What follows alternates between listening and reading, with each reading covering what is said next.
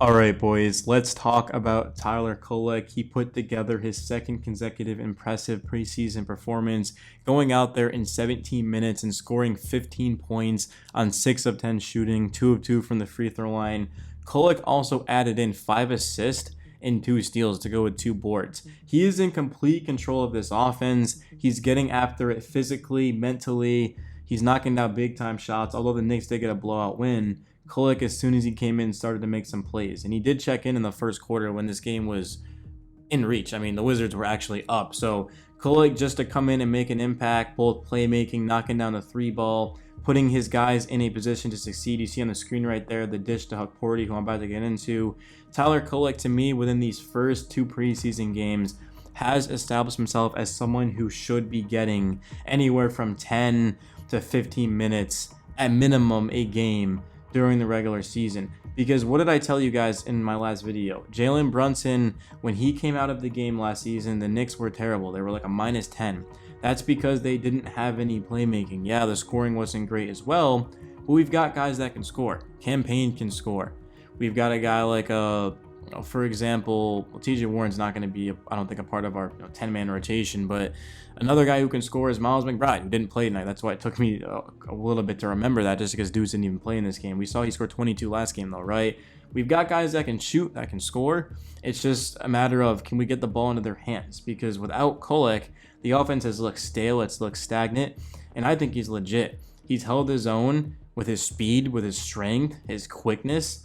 I mean, if that's Kolek's concern, he's going to be just fine because he does everything else at a very high level. Shooting the basketball, getting downhill, whether it's dropping it off to a big man for a dunk or throwing up a floater. I like his touch as well. He had a couple of mid-ranges tonight that he attempted, not just the threes like we saw in the last game when he was 3 of 5. Tyler Kolek looks like the real deal. He looks like the steal of the draft. I mean, remember, guys, he was the 34th pick in the second round. The Knicks said they considered taking him in the first round. They went with Dadier just because of the contract situation, right? What a freaking steal by Leon Rose. Let this guy cook. But in terms of Ariel Hukporti, I've been telling you guys this entire week that I think he's going to make the roster because he's 6'11", 6'10". He's got a lot of size in him. He's also young. He's cheap. He kind of fits what the Knicks are looking for at the end of their 15-man. But he actually showed a lot in this game. He didn't show that, hey, I'm just not just a cheap contract to keep at the end of the bench. He showed I can actually ball. Hukporti played in 16 minutes, had 4 rebounds, had 7 points. 2 of them were dunks dropped off to him by Knicks offensive players. One of them was Tyler Kolek specifically. I think the other one was Cam Payne, if I remember correctly. Yeah, in terms of Hukporti, he didn't give the Knicks much in terms of rim protection, but he, statistically speaking, I thought he did a good job of being in a good position. We talk about Jericho Sims and how he's got to work on his position. He's got to be in the right place. I thought Hukporti was. He was very physical tonight. It's actually kind of a surprise he only racked up 2 fouls. He probably could have had more. I mean, he was extremely physical tonight, but good job by the youngster, man. He showed out tonight, and he showed legitimately why he should get that 14th roster spot over Kevin McClure Jr., who we haven't even seen all year. So unless there's something going on behind the scenes, I mean, it really should go to Hukporti. And Tyler Kolek has certainly solidified a roster spot with that Summer League performance in the preseason. In terms of the rest of the bench, Cam Payne, I thought, played his ass off tonight at 14 points. 5 of 12 from the field, 4 of 6 from 3. He just hit some timely ones. We talked about Landry Shamet in the first game and how without him we don't win that game. He got hot in a hurry when we needed him. It was the same thing for Payne. He also goes out there, he gives the Knicks 4 assists, gives the Knicks a couple of rebounds as well. I mean, Payne is just showing that he's a legit scorer off of the bench. I think Shamet and Payne are our scorers. I think Kolek's our facilitator. Well, Miles McBride is going to be just a little bit of everything. He's going to be like a Swiss Army knife. The question is, who's coming off of our bench? It looks like Tibbs is still trying to figure that out. But Payne, impressive game tonight. Kolek was impressive. The first game, Payne was, he was okay. Did a lot of good, a lot of bad, and Kolek was amazing. So we'll have to wait and see. But the Knicks have 2 legitimately backup point guards, just depending on who they go with, whether it's Payne or it's Kolek. Jericho Sims played just 2 minutes, which is not that surprising considering we want to give a Hukporti run, and Cat played like 25 minutes. TJ Warren played 4 minutes. But he scored 4 points. Was a -6, but he knocked down both of his shots. I guess technically 2 of them were free throws, of course, when he got to the line, nearly got an and one, and then knocked down that little mid-range jumper. Jacob Toppin played just a minute. Chuma Okeke played 4 minutes and was a -6.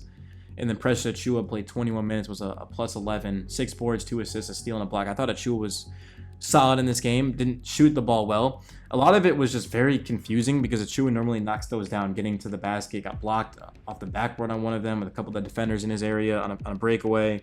Not worried about Achua. He's going to be a huge part of our second unit in the interior with, of course, Jericho Sims, who we'll be seeing a lot of. His role's only going to expand.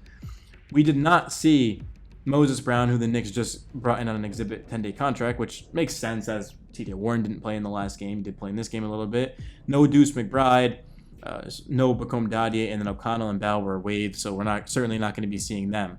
In terms of our bench, it wasn't the greatest.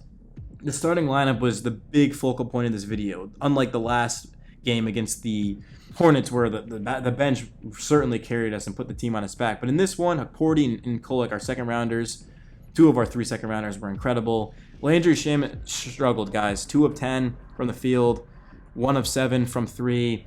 A couple of them went in and out. He had good looks, very, very good looks. He's going to knock those down more often than not. I'm not too concerned about Shamet. I know it's frustrating when a guy comes in and makes just 2 of his 10 shots in 19 minutes, but Shamet, guys, they were good looks. He's going to make those the next game. I'm not even worried about it in the slightest. Outside of that, though, if you look at their bench, they, at least in my opinion, outplayed our bench. Like Marvin Bagley III, one of the biggest busts in NBA history, considering he's drafted over Luka Doncic, was a -8 in 9 minutes. I'm looking at Vujovic, who played 6 minutes and was a +4 at 4 points. Rashawn Holmes, actually, I don't think is that Rashawn Holmes? How do I not know that? I don't know. Yeah, it is Rashawn Holmes. Okay, Rashawn Holmes ends up playing in 8 minutes and was a +8. Patrick Baldwin Jr. was a +2 in 7 minutes. Keontae George was neutral in 21 minutes, 14 points, 5 of 6. Couldn't miss, man. Corey Kispert +2 in 20 minutes. The former Spur, Champagne, I don't know how to say it, being real with you guys, 17 minutes, -12. So he was the one guy on their bench that stunk tonight. But our bench did get outplayed. But what we're really focusing on is the development of our young second rounders and Ariel Hukporti and Tyler Kolek. Campaign as well is probably going to be our backup guard after Brunson off of the bench. So the fact he's playing well and showing leadership and IQ is great. Shamet, like I said, he'll turn it around. Sims, didn't see any of him, just 2 minutes. TJ Warren, 4 minutes. So hopefully in the next game we can start to see the bench a little bit more. Yeah, the starting lineup needs to get going. It needs chemistry because it doesn't have much. I mean, we only had, 3 players that were on the roster on Christmas, a completely new roster. The starting lineup's the most important unit, and they're going to have to get up to speed. But it looked like they got it together. There's still a lot of work to do, but I just think right now we do need to see more out of our bench, right? I mean, a little bit questionable. Kevin McClure Jr., I don't know if he's still injured or what, but I'd like to see him. I'd like to see a little bit more Hukporti. And then I would like to see TJ Warren and Shamet, like these guys are competing for that roster spot. Certainly don't really need to see much campaign. I mean, he's a veteran coming off the bench. Tyler Kolek, I'd like to see him. But yeah, that's where I'm at, guys. Let me know your thoughts on the video. And it's your boy Knicks Daily, guys. Peace.